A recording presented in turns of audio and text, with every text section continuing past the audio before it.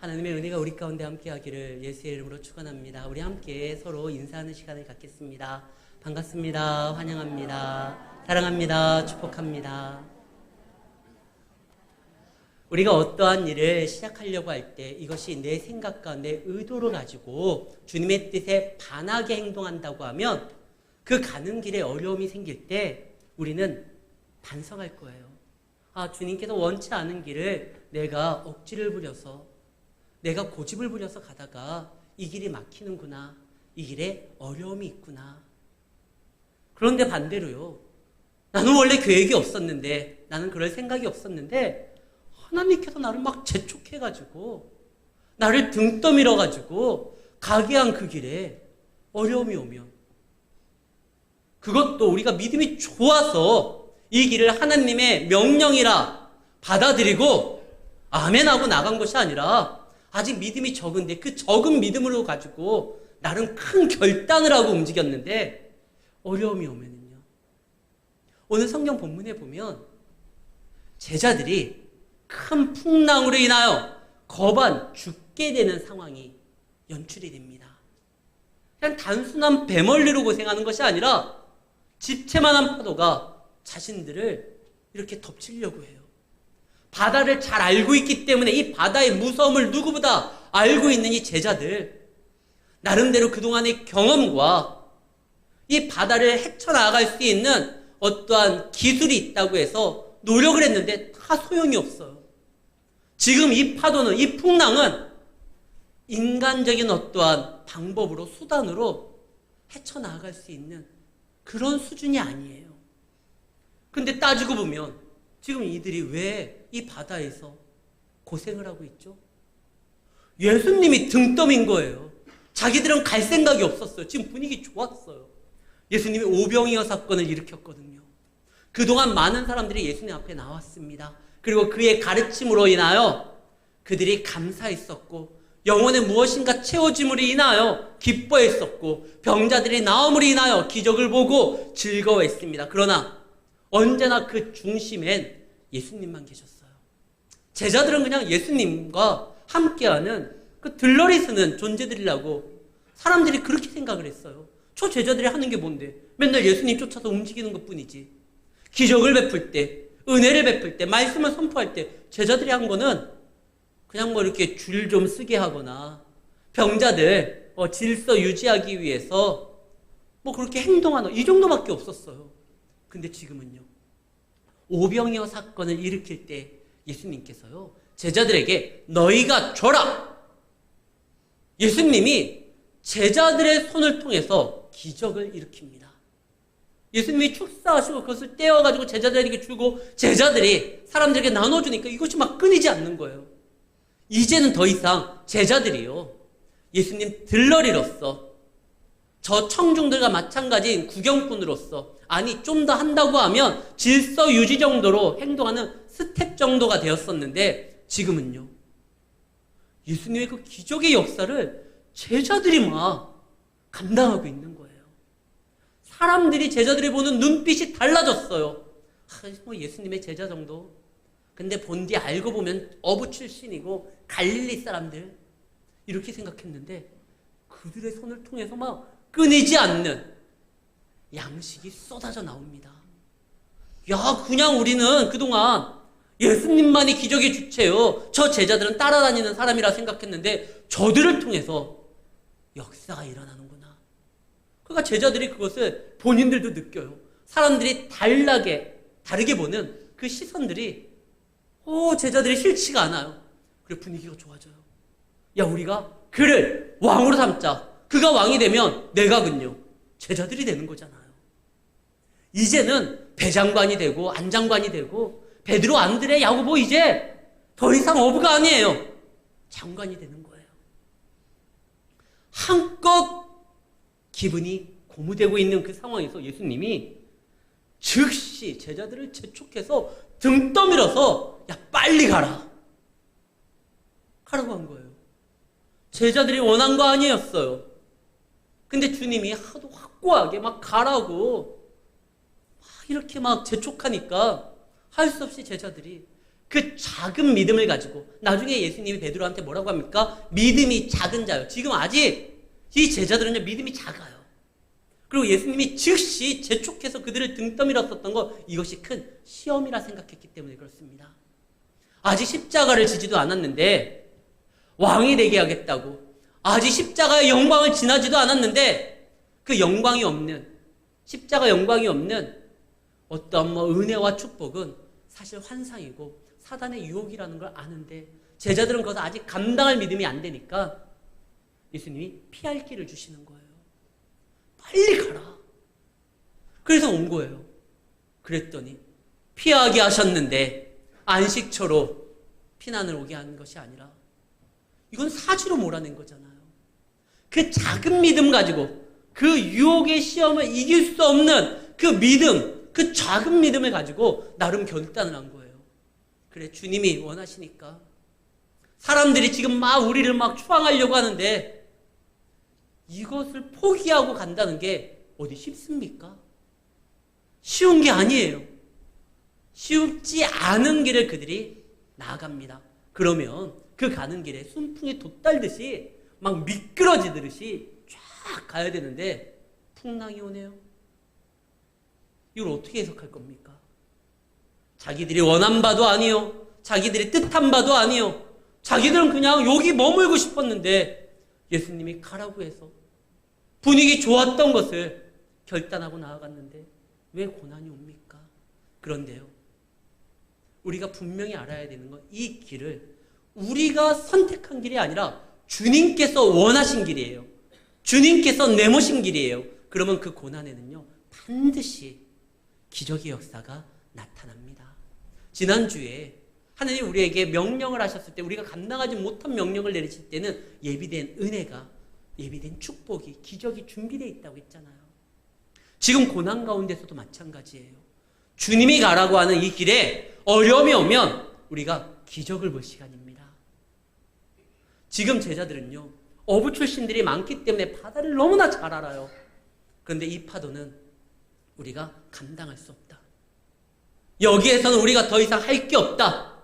그래서 두려움에 떨어서 죽을 것을 각오했어요. 그러나 그때 누구를 만납니까?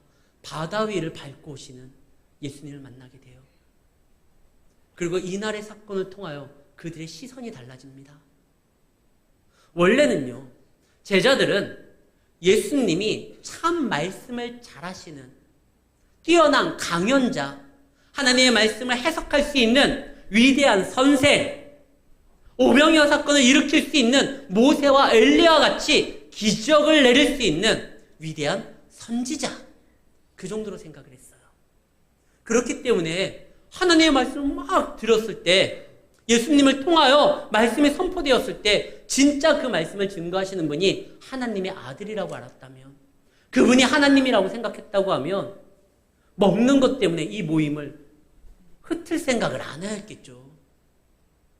아니 지금 생명의 말씀이 나에게 다가오고 있는데 고작 먹는 것 때문에 밥때가 됐으니 예수님 이제 좀 그만하시고 흩읍시다. 그 좋은 말씀 내일 또 들으면 될 거 아닙니까? 지금 그렇게 생각하면 안 돼요. 근데 제자들은 예수님을 그 정도로 봤어요. 위대한 선지자, 말씀을 증거하시는 선생님 정도로. 근데 이 고난의 사건을 통해서 그들의 시각이 바뀌어집니다. 33절. 진실로 하나님의 아들일소이다. 위대한 선지자, 선생님이 아니라 당신은 하나님입니다. 그들의 시각이 왜 바뀌어졌죠?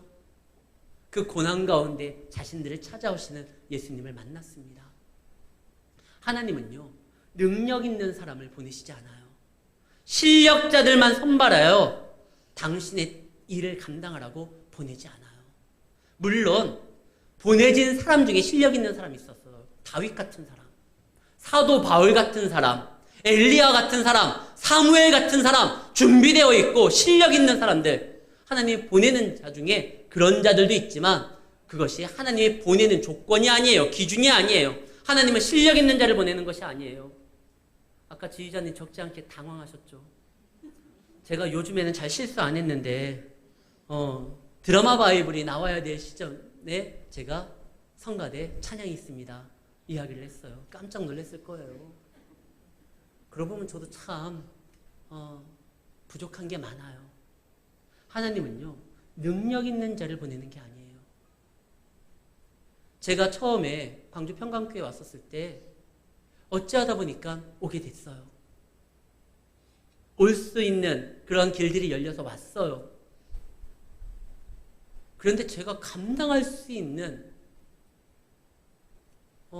그런 문제들이 아니라 감당할 수 없는 문제들이 많이 산적해 있었어요. 그때 제가 아내한테 말을 하죠. 여보, 일단 짐 풀지 마. 언제 떠날지 모르겠다. 이 말을 단 한 번도 한 적이 없어요. 왜냐하면 나를 보내신 일을 알기 때문에 그래요. 하나님은 실수하지 않습니다.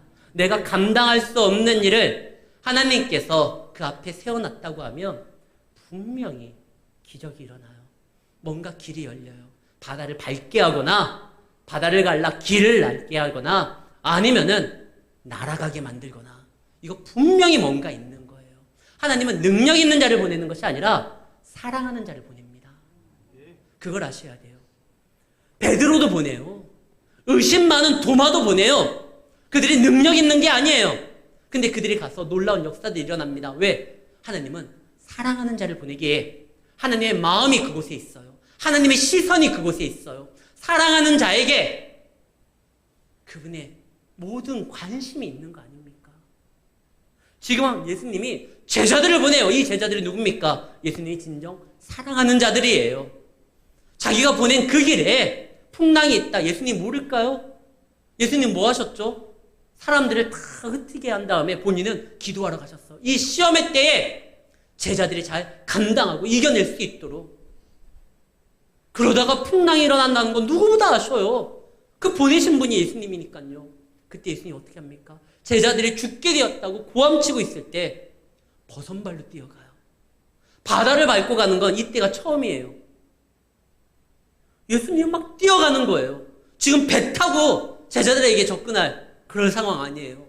막 헤엄쳐서 갈 시간이 없어요. 제자들이, 내가 사랑하는 자, 내가 보낸 그 자들이 지금 부르짖고 있기에 예수님이 막 달려갑니다. 처음부터 이런 일이 없도록 만들면 될 거 아닙니까? 그러나 이 고난을 통하여 예수님은요, 한 가지, 그들의 믿음을, 그들의 신앙을 한층 더 성장하기 위해서 그걸 바라신 거예요. 위대한 선생이고 위대한 선지자 정도로 생각하고 자기를 따르면은요, 시험을 이겨낼 수가 없어요. 항상 이런 시험이 오면 피하도록 예수님이 그들을 보내야만 되는 거예요. 근데 이제는 감당하기를 원합니다. 그래서 내가 하나님임을, 바다도 그 명령에 따라 움직일 수 있는 창조주임을, 사실 오늘의 사건은요, 뉴턴이 알고 있으면 기절할 일이에요. 만유인력의 법칙, 이거 중력을 거스리는 일이잖아요. 어떻게 사람이 물 위에 뜹니까? 어떻게 걸어갑니까? 그러나 하나님은요, 자연의 섭리, 과학적인 어떤 부분에 구애받는 분이 아닙니다. 당신의 백성을 사랑하고 그를 구원하고 그를 인도하고 그의 믿음을 세우기 위해서는 모든 것을 다 동원하시는 분이에요. 그 사랑하는 자가 지금 그 시험 가운데 무서움에 떨고 있습니다. 이때 예수님이 나타나요. 근데 예수님이 나타났는데 제자들은 예수님을 두려움으로 인하여 누구보다 예수님과 같이 생활했기에 예수님을 잘 알고 있는, 예수님을 마스크 써도 알걸요. 제가 여러분들 마스크 써도요, 누군지 알고 있어요. 여러 번 봤으니까요. 이 제자들은 예수님 너무나 많이 봤잖아요. 같이 생활했잖아요. 아무리 먼다 할지라도 예수님인 걸 왜 몰라요? 근데 그 두려움 때문에요, 귀신인가 유령인가 생각을 합니다. 두려움이 있으면, 정말 모르겠다고 하면 여러분들 상황을, 판단을 보고 행동하지 마십시오. 정말 믿음이 없으면 성경을 아는 지식이라도 의지해가지고 하나님 안에서 우리가 믿음 생활을 잘 감당하기 위해서 끝까지 버텨야 됩니다. 사실 그들이 두렵기에 예수님 아직 알아볼 수 없는 믿음이 없다라고 해도 그들이 알고 있는 성경 지식이라도 붙들었어야 돼요. 욥기 9장 8절입니다.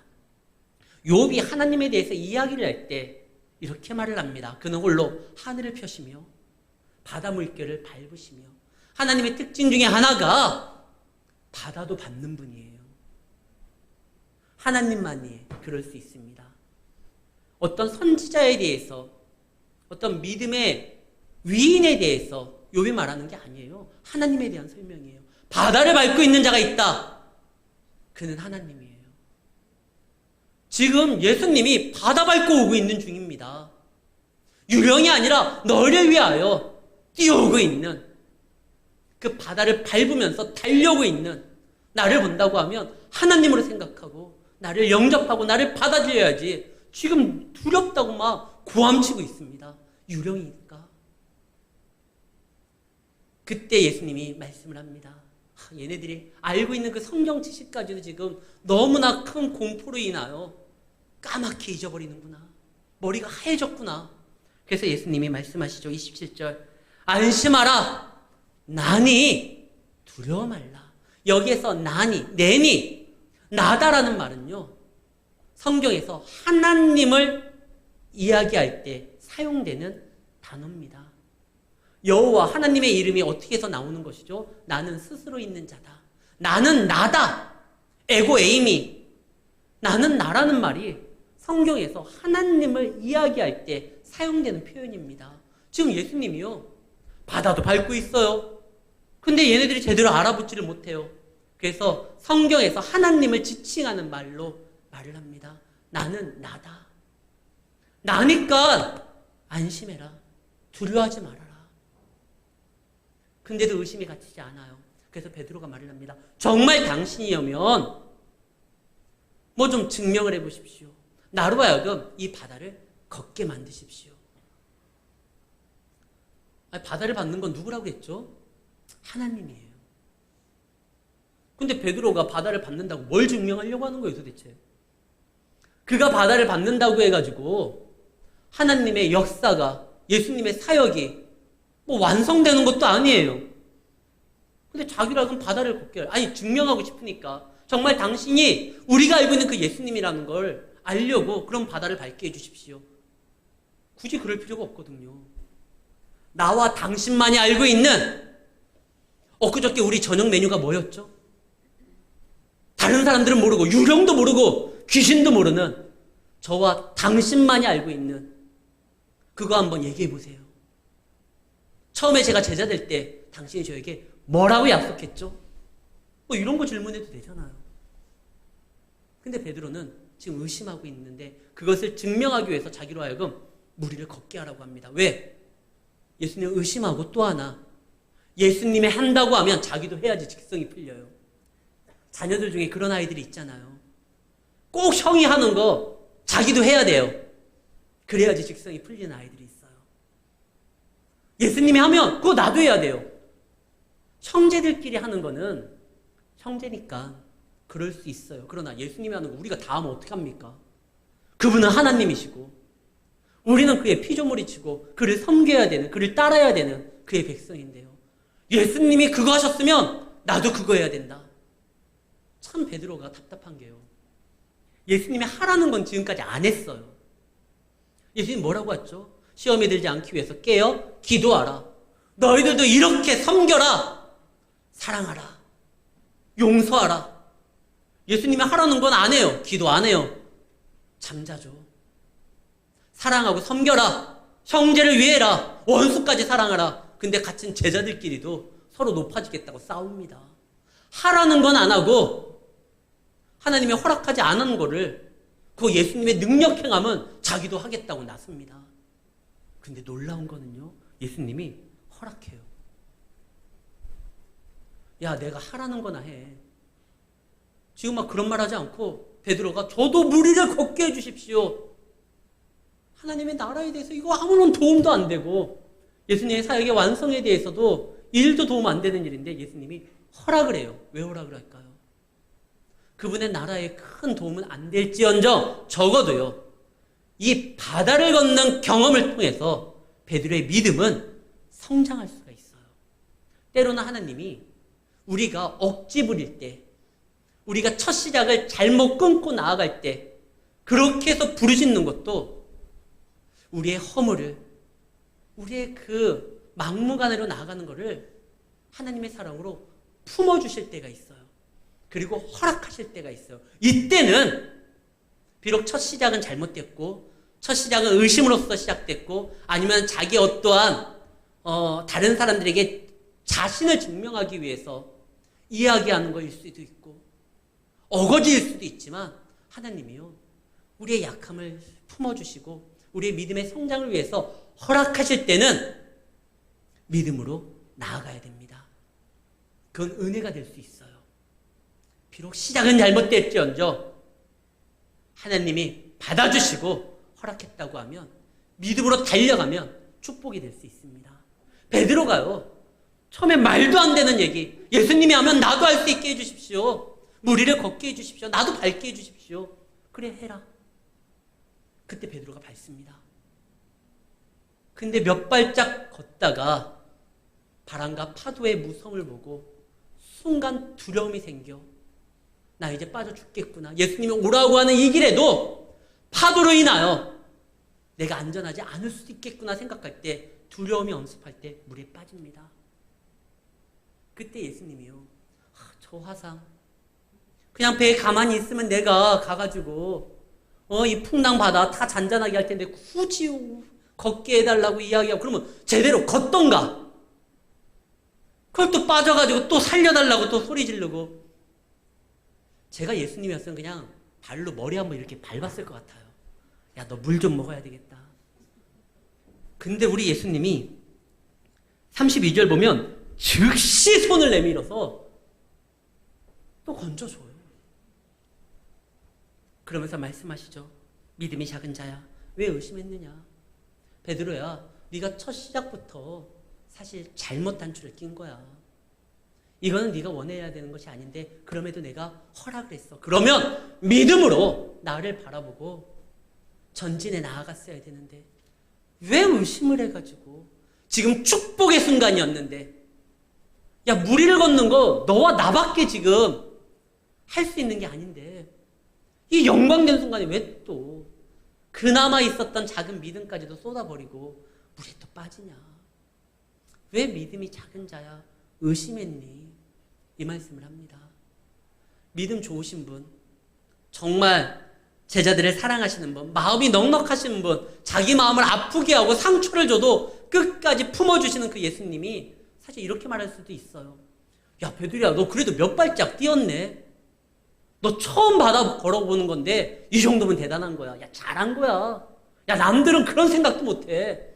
근데 너 처음인데도 이 정도 한 거잖아. 그래 난 널 응원해. 이렇게 말하는 줄 꼭 책망을 하셨어요. 책망할 때는 해야 돼요. 만약에 그때 응원하면 베드로는 더 기고만장합니다. 누구보다도 베드로를 알기 때문에 그를 건져주지만 그가 바른 시각을 가지고 나아갈 수 있도록 예수님이 다시 한번 책망하시고 너 이거 잘못된 거잖아. 왜 의심을 해? 믿음으로 나아가면 억지스러운 주장도 내가 허락한 거면 축복이 될 수 있었는데 왜 그런 거야? 이제는 의심 없이 살아가야 돼. 그러면서 배에 올라요. 32절에. 오늘 우리가 보고 있는 이 마태복음은 예수님이 베드로를 그냥 잡고 배에 오르는 것처럼 얘기가 끝나지만 우리 마가복음 6장 48절을 보겠습니다. 사실 예수님이요 저기에서 오실 때 야 나야 걱정하지 마 안심해 그러면서 온 게 아니라 처음에 지나가려고 했어요. 말씀 보세요. 밤 사경쯤에 같은 시간입니다. 같은 사건이에요. 오늘 우리가 읽고 있는 여기에도 밤 사경이라고 되어 있어요. 마가복음 밤 사경쯤에 제자들이 힘겹게 노젓는 것을 보시고 예수님이 걸어서 그들에게 오사 나야 하고 배에 들어간 게 아니라 뭐라고 되어 있죠? 지나가려고 하시매. 예수님이 지나가려고 하셨어요. 이게 왜 그러느냐? 구원은요 하나님의 사랑으로 인하여 일방적인 거예요. 그분이 우리가 아직 죄인 되었을 때 우리 죄를 용서하여 주셨고 우리 앞에 구원의 길을 여셨고 우리를 자녀 삼아 주셔서 우리를 그분의 백성 만들어 주셨습니다. 그러나 구원과 달리 구원받은 자의 믿음의 삶은요 상호작용이 일어나야 되는 거예요. 구원을 이야기하는 구약의 성경 표현 홍해를 갰는 겁니다. 너희는 오늘날 가만히 있어. 그가 너희를 어떻게 구원하는지를 봐라. 구원은요, 하나님께서 하신 거예요. 그러나 믿음의 생활을 요하는 가나안 땅은요, 그때는 요단강이 물이 흘렀을 때 말씀을 이고 주님의 명령에 따라 먼저 내 자신이 반응을 했었을 때 그때 요단이 멈춥니다. 그러니까 구원과 믿음은 달라요. 믿음의 성장을 위해서는 나에게 다가오시는 예수님을 영접해야 돼요. 내 안에 주인으로 모셔야 돼요. 아브라함이 믿음이 성장할 때요, 하나님이 천사들을 대동해서 움직일 때 아브라함이 어떻게 했죠? 그들을 영접합니다.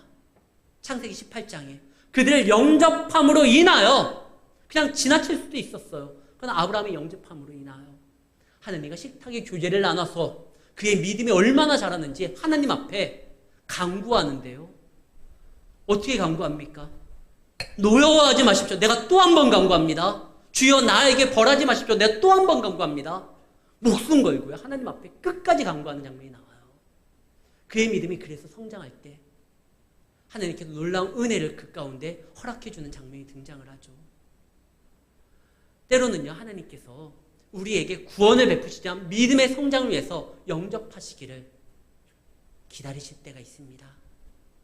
자꾸 서성이면서 왔다 갔다 하실 때가 있어요. 계시록에 뭐라고 했죠? 내가 문을 두드리노니 누구든지 내 음성을 듣고 문을 열면 내가 그와 들어오서 그는 나로서 우리가 나눌 것이다. 먹을 것이다. 영접해야 돼요. 예수님이 지나가려고 하지만 그들이 정말 믿음이 성장하려고 하면 일방적으로 들어오시는 예수님으로 인하여 문제가 해결되는 것이 아니라 예수님을 받아들여야 됩니다. 그랬더니 어떤 일이 벌어지느냐? 요한복음 6장 21절 말씀입니다. 이에 기뻐서 배로 영접하니 배가 곧 그들이 가려던 땅에 이르렀더라. 주님을 영접했더니 어땠죠? 문제가 해결됨으로 인하여, 폭풍이 잠잠함으로 인하여 끝난 것이 아니라 그들이 원래 가고자 하는 곳에 주님과 함께 가게 되었다라는 것이에요. 사랑하는 성도 여러분, 오늘 본문 말씀에 보면 즉시라는 말이 자주 나옵니다. 22절, 즉시 제자들을 재촉하여, 그리고 즉시 예수님께서 말씀하여, 27절, 예수께서 즉시 이르시되 안심하라. 그리고 또 말아 나온 것이 31절, 즉시 손을 내밀어 그를 붙잡으시며. 여기서 말하는 모든 즉시는 다 그 사랑하는 자들을 위하기 위하여 예수님이 빠른 대처로 움직이실 때였어요. 시험에 들게 하지 말게 하시고 즉시 그들을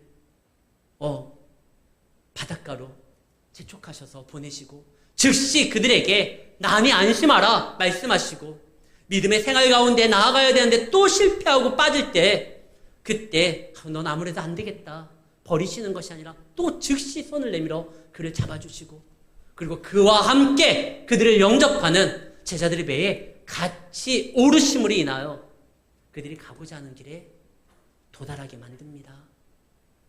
그리고 그 도달했던 그 길에서 또 뭔 일이 벌어지죠? 성경 말씀에 보면 수많은 사람들이 또 예수가 왔다는 소식을 듣고 막 돌아와요. 근데 여기서 이상한 장면이 하나 나옵니다. 예수님을 만지기라도 원하는 자들이 나와요. 그동안 예수님이 내가 원하노라. 그리고 일일이 그 병자들을 다 손을 얹고 기도하시고 명령하시고 해가지고 병마가 떠나게 하시고 치료하게 하셨는데, 이제는요, 사람들이 와서 예수님을 만지기만 하면, 손을 대기만 하면 나음을 받게 되는 거예요. 이건 뭐 미신에 대한 이야기가 아니라 지금 예수님의 능력이요, 넘쳐나고 있다는 거예요. 충만하다는 거예요. 충만하다는 것은 가득 채워졌을 뿐만 아니라 넘치는 걸 말하잖아요. 주님과 함께 그분을 영접하고 나아가서 도착하는 그 길에는요, 충만함이 있습니다. 넘쳐남이 있는 거예요. 하나님의 사건은요, 오병이어 기업도 단 일회성의 이벤트로 끝나는 것이 아닙니다. 더 있어요. 막 나사로가 이제는 죽었다가 살아날 것도 있고, 나인성 과부도 살아나고요.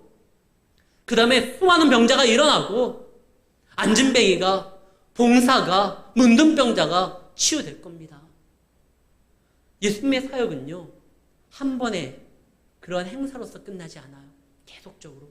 그리고 그분을 영접하고 그와 함께 그 도착기에 도달하는 곳에 넘치도록 이루어집니다. 가장 큰 행사가 뭐였죠?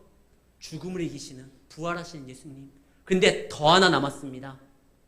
우리의 죄가 용서된 것으로서 끝이는 것이 아니라 구원받은 자로서 영원한 생명이 우리 가운데 펼쳐질 뿐만 아니라 이 땅에서도 주님의 자녀로서 그와 함께 믿음으로써 살아가고 그의 일을 우리도 감당할 수 있다는 거예요.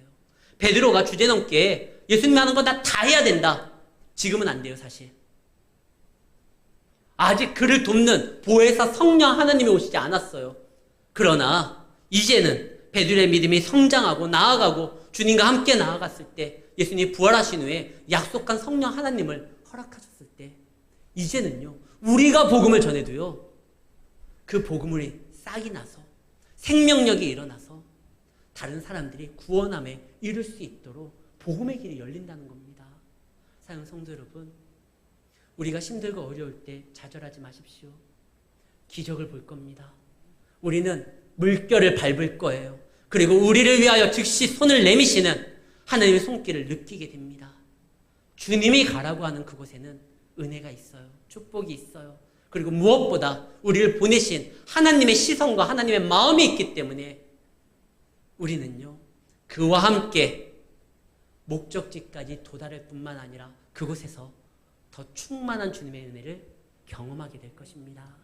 주님의 삶을 기억하시고 주님과 함께함을 바라보시고 아직 내가 믿음이 약해서 하나님의 뜻을 잘 알지 못해서 억지 부리면서 구하는 거 근데 하나님이 허락했다고 하면 의심하지 말고 믿음으로 나아가시기 바랍니다.